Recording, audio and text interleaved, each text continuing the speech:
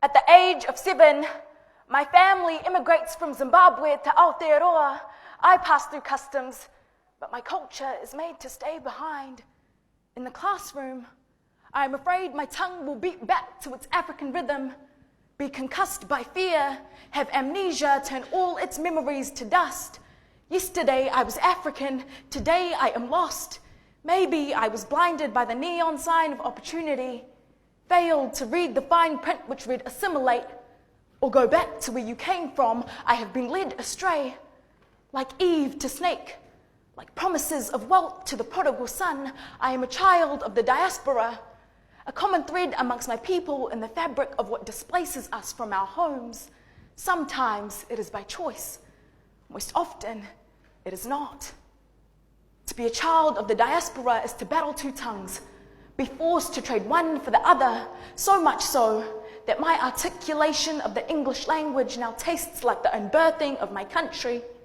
When I travel back to Zimbabwe to reconnect with my roots, I feel I am a jigsaw piece of the wrong puzzle. Zvinotyisa kuva munhu asingazive nyika ngari yake pekutanga. It's an emptying feeling to become foreign to a country that was yours to begin with. I am beginning to forget the taste of my own language, and home has become just a memory. So, home is a concept which feels somewhat elusive to me. While I'm a resident to Aotearoa, coming from an immigrant family, I'm in a position which pushes me outside of my social and cultural comfort zone.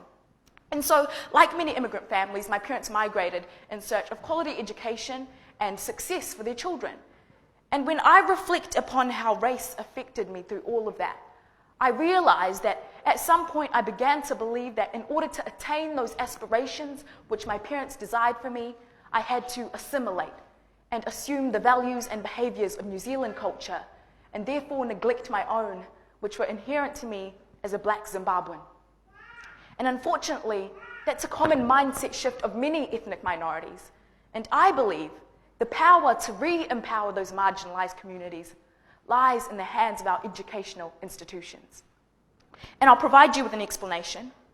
In New Zealand, Māori students are falling behind on every measure of educational outcome.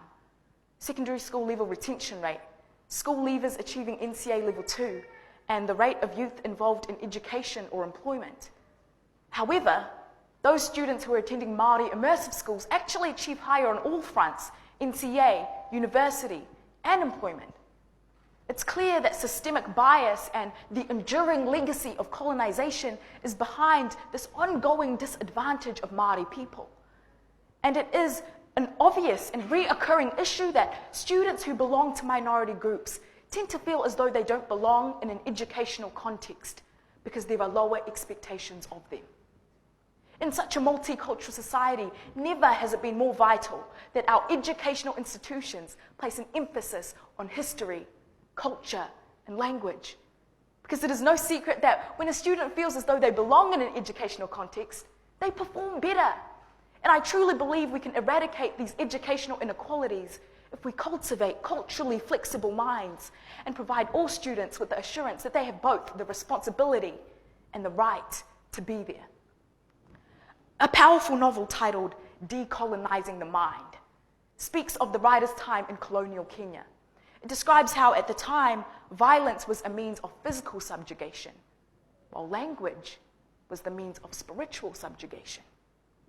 So what would happen is, if you were caught in the classroom speaking your native tongue instead of English, is you would either be physically tortured or you'd be publicly humiliated.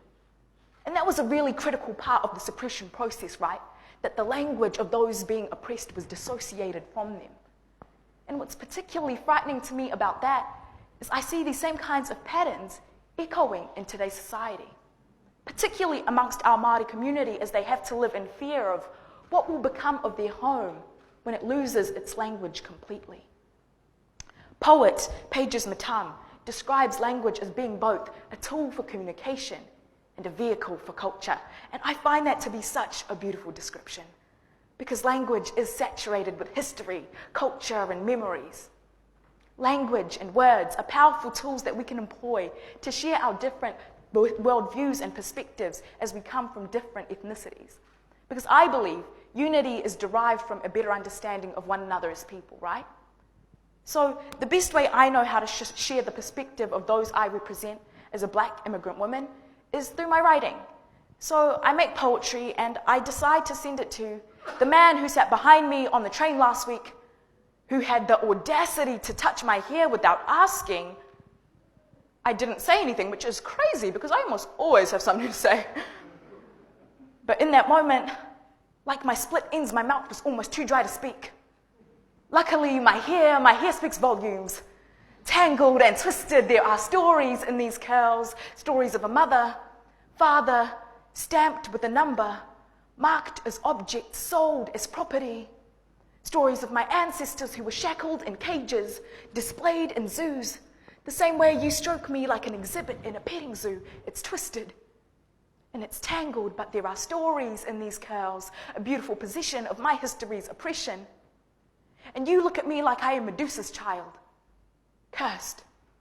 I'm making everyone blind to my self-worth, and for years I tried to strip myself of this curse with the potion of chemicals, despite the burn of sodium hydroxide on my scalp, the smell of burning flesh which filled the room. I was hypnotized at the prospect of having straight hair cascade this broken body of insecurity, hoping to put myself back together with glued-in weave tracks, causing receding hairlines as I mentally recede back in time to a time of my ancestors' inferiority, to a